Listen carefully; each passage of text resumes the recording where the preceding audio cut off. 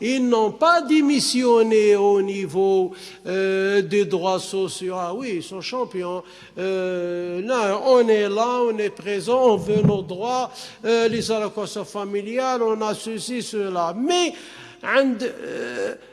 le rituel, mashallah, on a encouragé, on encourage toujours notre communauté musulmane, la première génération, et on demande à Allah subhanahu wa ta'ala qu'il accepte leurs œuvres, qu'il accepte leurs bonnes actions dans le domaine de la rénovation des mosquées, mashallah.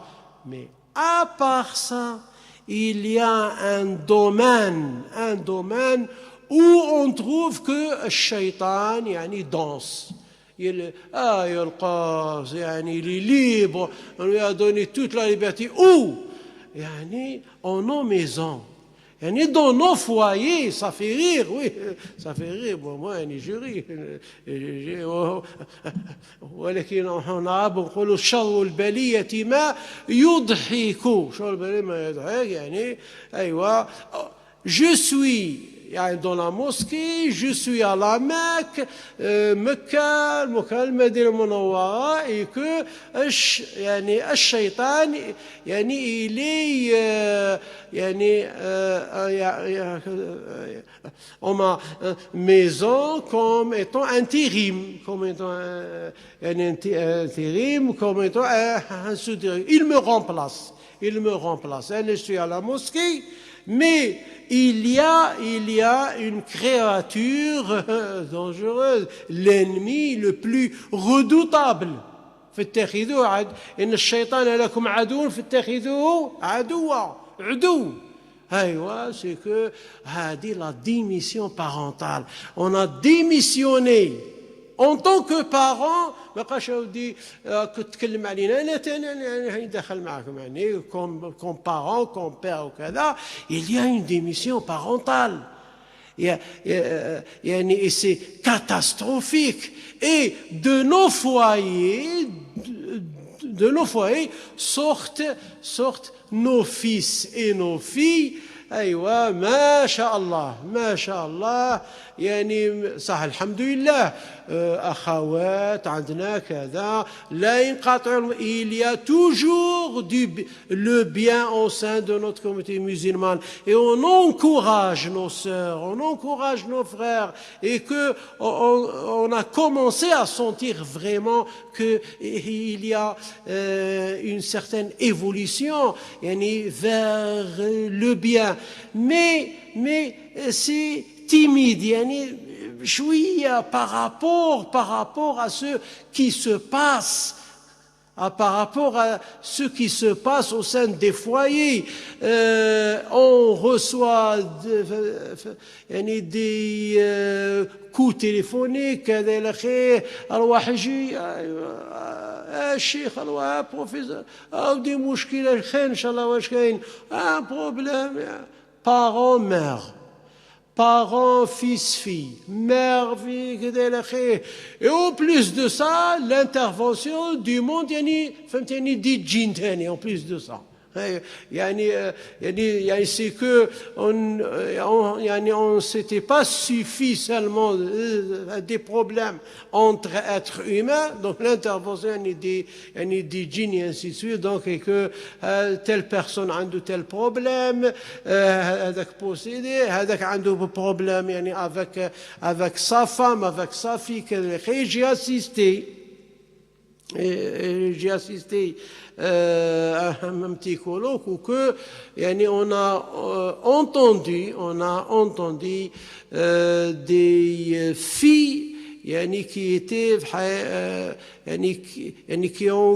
qui ont connu malheureusement le problème de la consommation de la drogue. Ce qu'on a constaté vraiment, c'est que vu qu'il y a un vide au sein de nos foyers, vu que les parents ont démissionné, ils ont délaissé leur vrai rôle, en se contentant seulement de remplir les réfrigérateurs, de remplir leurs maisons, de n'importe quoi, enjoliver les salons, donc ceci a mené à une grande catastrophe et que nos jeunes, en face de ce vide culturel et ce vide spirituel, plus le fait de dicter des ordres, parce que il faut éduquer les enfants, il faut les inculquer ceci, cela, les parents, surtout les papas se déchaînent. Ils jouent le papa il vient à la maison, il se déchaîne contre ses fils et ses filles. Il faut faire ceci comme un général, mais la démarche pédagogique, on n'a rien.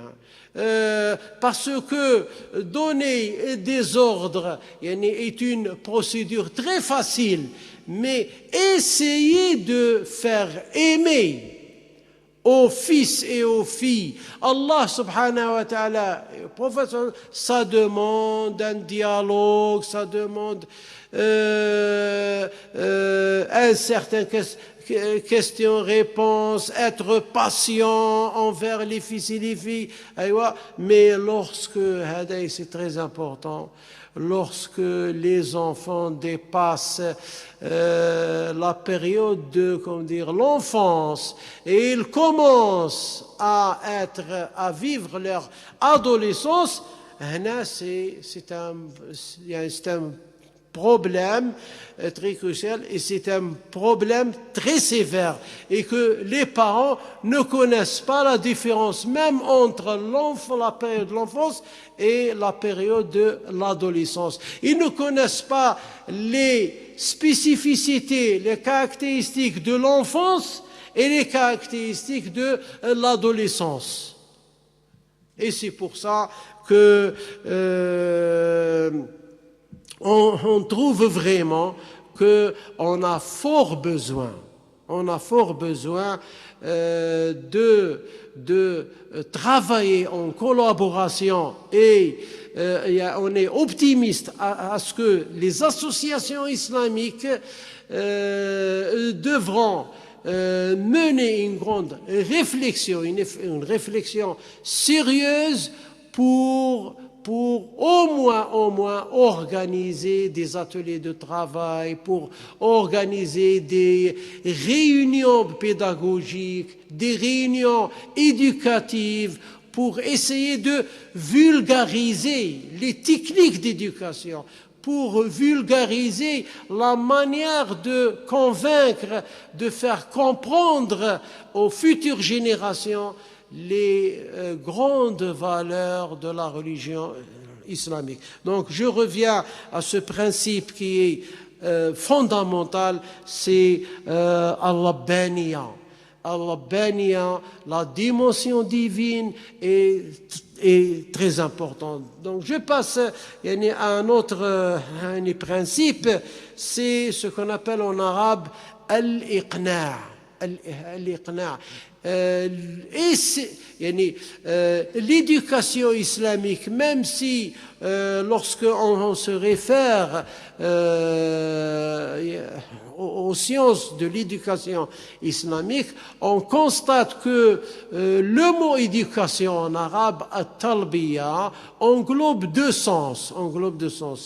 Et le développer les capacités, les potentialités psychologiques internes de la personne éduquée, et le deuxième sens, c'est corriger. Ces deux sens sont complémentaires. L'éducation veut dire quoi?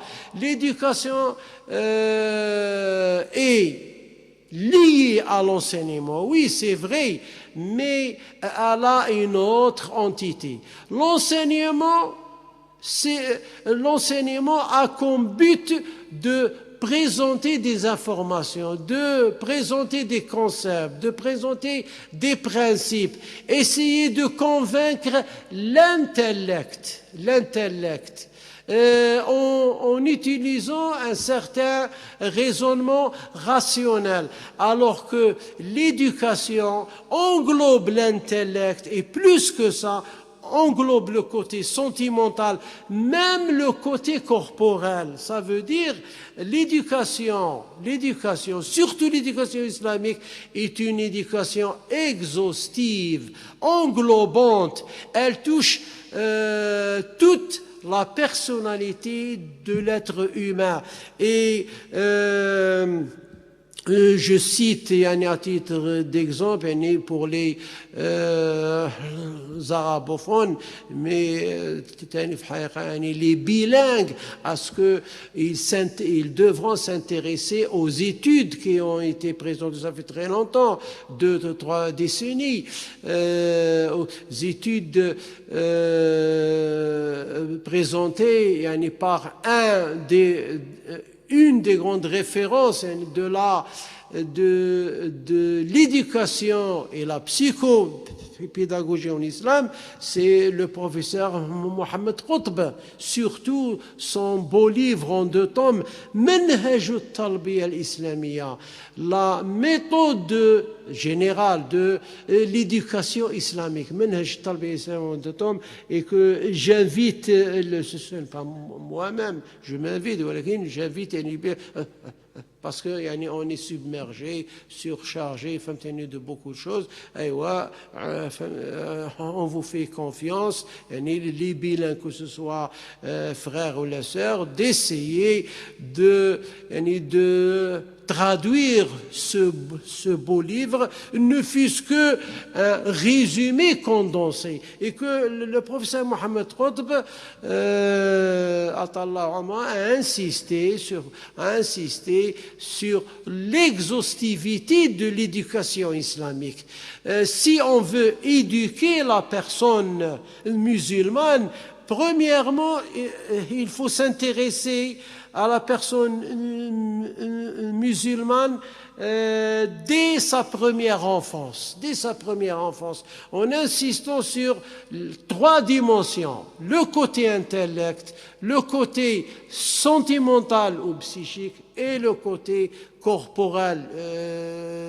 En arabe, il dit talbiyatul aqli, talbiyatul nafsi ou al-ruh wa talbiyatul al-jasad. Et il a développé ce triple principe qui est vraiment très important. Donc je reviens à ce second principe, al-iqna'. Donc essayer de convaincre la personne musulmane, l'enfant, essayer de le convaincre, mais ce n'est pas le convaincre seulement intellectuellement, le convaincre aussi au niveau comportemental, le convaincre comment, c'est-à-dire le convaincre au niveau comportemental, parce que on sait que ceci se manifeste au niveau intellectuel. Mais la réponse, c'est que la personne musulmane peut être convaincue, même au niveau comportemental, lorsque il constate qu'il y a une symbiose, lorsqu'il y a une seule entité englobante. Ça veut dire tout simplement, ce que tu dis, ce que tu le présentes comme principe au niveau de tes propos, au niveau de ton dialogue, il faut qu'il apparaît, il faut qu'il se manifeste au niveau de ton comportement.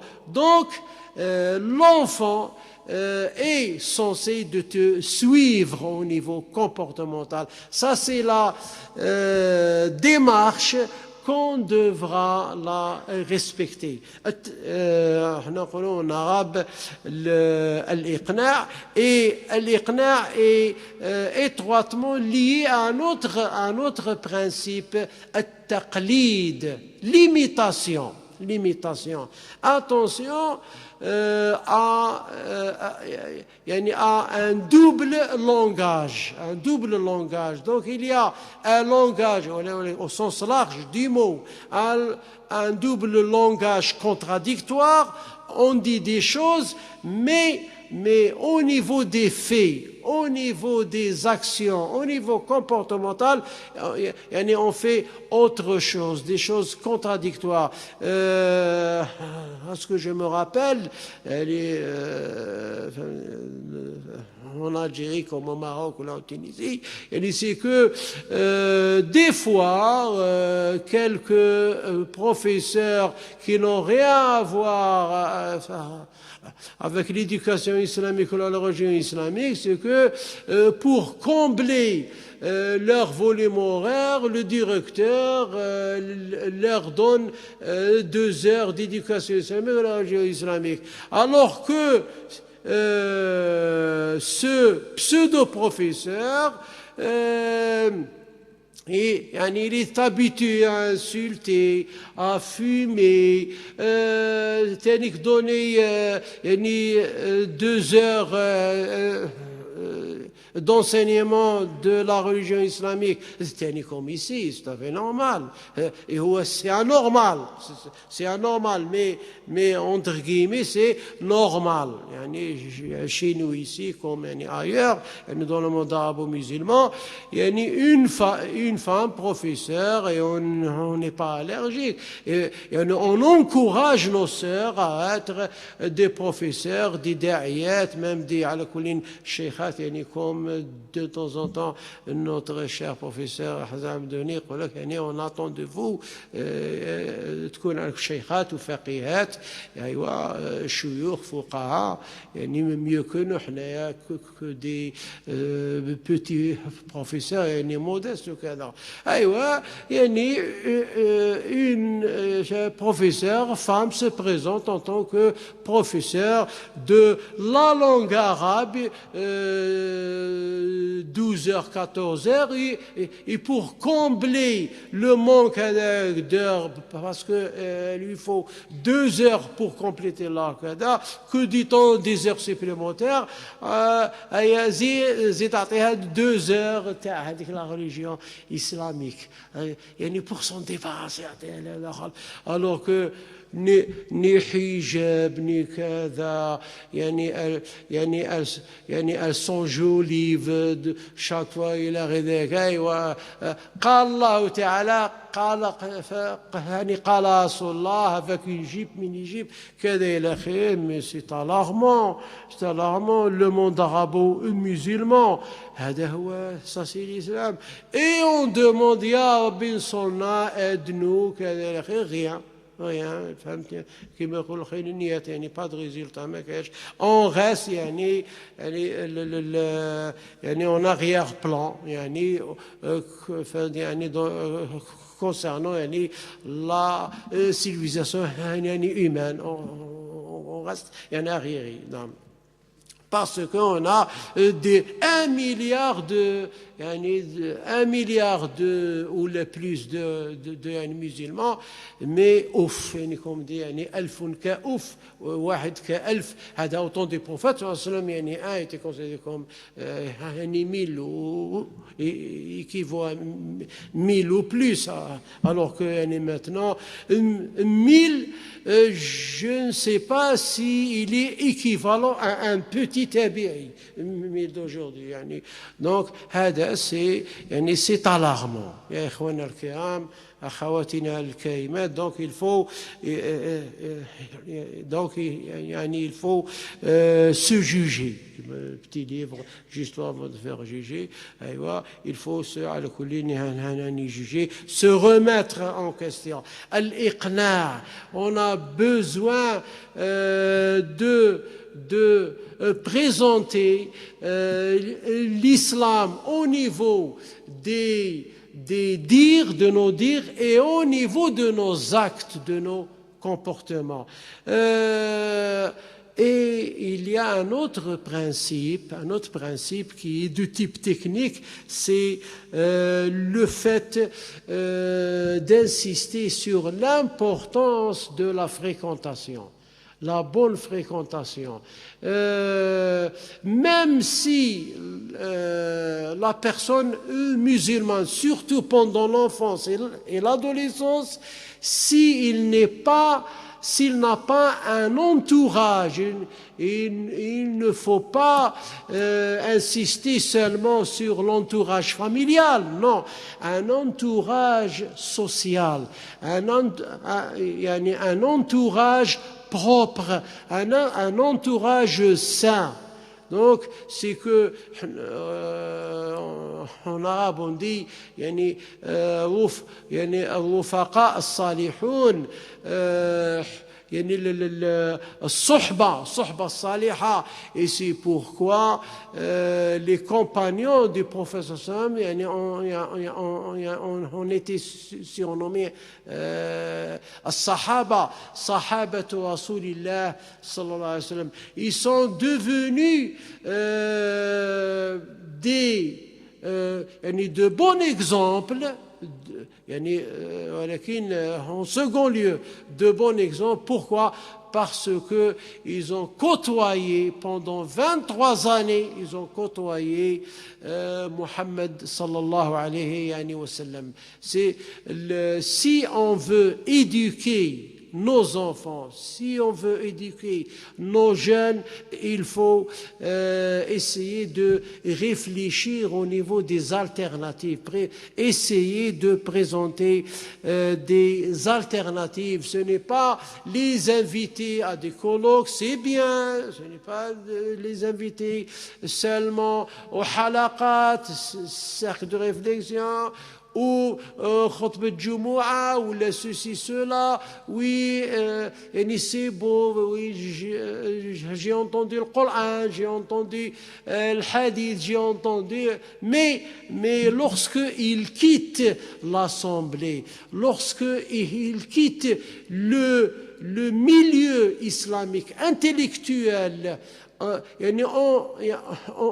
ayant un bagage intellectuel, donc il va affronter une société, une société pourrie, une société où il y a à droite et à gauche,